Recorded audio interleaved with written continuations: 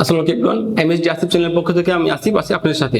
আপনারা কি বাজেটের মধ্যে একটা মেকানিক্যাল কিবোর্ড খুঁজছেন? সো আজকে আমরা আনবক্সিং করব পিসি পাওয়ার K68, আর আমরা এক্সপিরিয়েন্স করব যে এর টাইপিং স্পিডটা কেমন, বিল্ড কোয়ালিটি কেমন, আর আরজিবি লাইটগুলো আসলে কতটা জোস। সো এমএসডি আসিফ চ্যানেলের পক্ষ থেকে আমি আসিফ। সো চলুন আজকের ভিডিও শুরু করা যাক।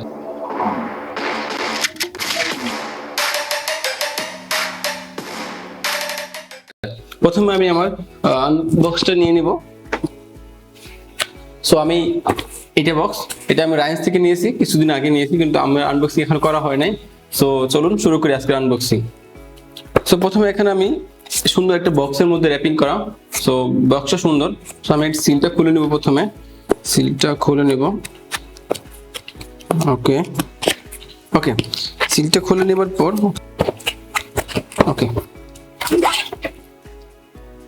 ওকে সিলটা খুলে নেওয়ার পর এখানে ফার্স্ট কিবোর্ড আর সাথে এটা ছিল, এটা আমি খুলে ফেলছি অলরেডি।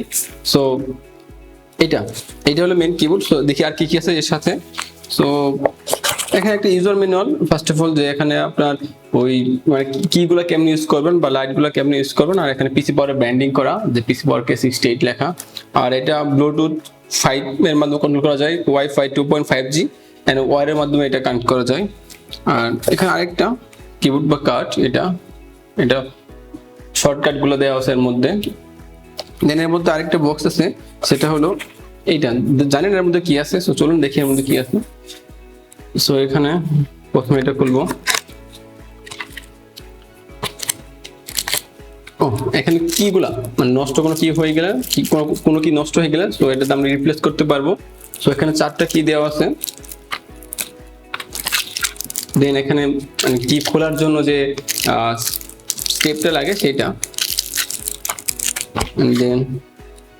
দেন এখানে আছে একটা USB to C টাইপ কেবল, যার মাধ্যমে আমরা ল্যাপটপ বা কম্পিউটারের সাথে ইজিলি কানেক্ট করতে পারবো আর চাইলে চার্জ করতে পারবো। সো চলুন আমরা মেইন কিবোর্ডের দিকে চলে যাই, এগুলো সাইডে রাখি। ওকে, দেন এটা হলো কিবোর্ড সত্যিই জোস। মানে এই বাজেটে কিবোর্ড হিসেবে এটা সুন্দর, মানে ফার্স্ট লুকে আমার খুব ভালো লাগছে এটা। ওকে, এটা যদি প্লাস্টিক বিল কোয়ালিটি, তবুও এটা ফিনিশিংটা খুব সুন্দর, যা কিপ্যাড গুলোকে আরো মসৃণ করছে, যা সুন্দর লাগে দেখতে বিষয়টা।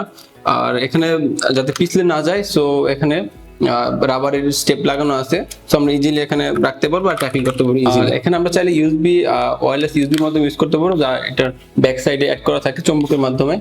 এবার আসি এই কিবোর্ডটার 8GB সম্পর্কে। সো বাজেট হিসেবে এই 8GB লাইটটা অবশ্যই চোখে পড়ার মতো, যা আপনাকে সুন্দর একটা গেমিং এক্সপিরিয়েন্স দিবে। আর আপনার এখানে পাবো একটা যার মাধ্যমে আমরা চাইলে পরে 8GB লাইটের যে লাইটের পাওয়ার কমাতে পারবো, বাড়াতে পারবো, চাইলে আমরা যে কোনো ভলিউম বাড়াতে পারবো, মানে আমার ল্যাপটপ বা পিসির ইজিলি ভলিউম কমাতে পারবো এর মাধ্যমে। আর এটা 2টা মোড যেহেতু, সো আমরা এখানে এটা প্রেস করে রাখলে, দেন আমরা চাইলে প্রেস করে রাখলে মুড চেঞ্জ হয়, যে আপনি লাইটের ভলিউম কমাবেন বাড়াবেন, বা আপনি চাইলে লাইটের আলো কমাবেন বাড়াবেন, আর চাইলে আপনি ভলিউম কমাতে পারবেন।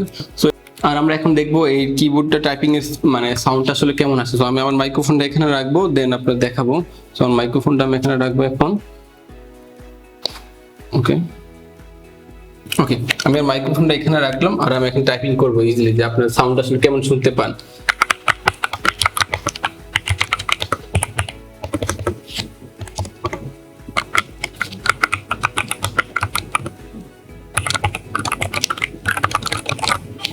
সত্যি সাউন্ডও জোস।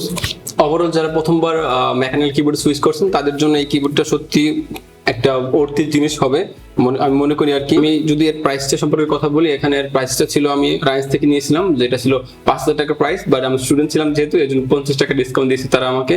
আর এটার 2 ইয়ারের ওয়ারেন্টি আছে। সো আমরা চাইলে 2 ইয়ারের মধ্যে যে কোনো সমস্যা চেঞ্জ করে নিতে পারবো তাদের থেকে।